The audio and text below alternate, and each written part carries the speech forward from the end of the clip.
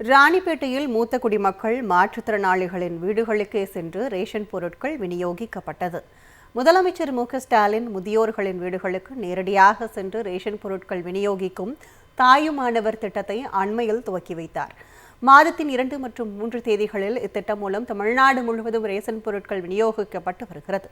இந்நிலையில் ராணிப்பேட்டை பாரதி நகர் பகுதியில் 65 வயதிற்கு மேற்பட்ட மூத்த குடிமக்கள் மற்றும் மாற்றுத்திறனாளிகளின் குடும்ப அட்டைதாரர்களுக்கு வீடு வீடாக நேரடியாக சென்று ரேஷன் பொருட்கள் விநியோகிக்கப்பட்டது.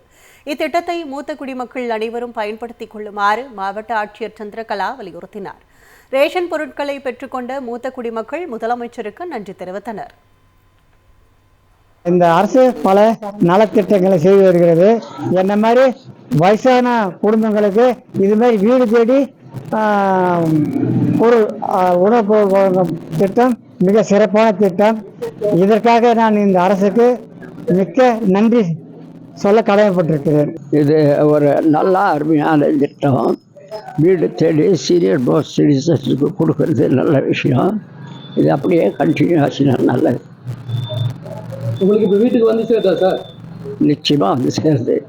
தமிழ்நாடு கவர்மெண்ட்டுக்கு தேங்க்ஸ் சொல்கிறேன்.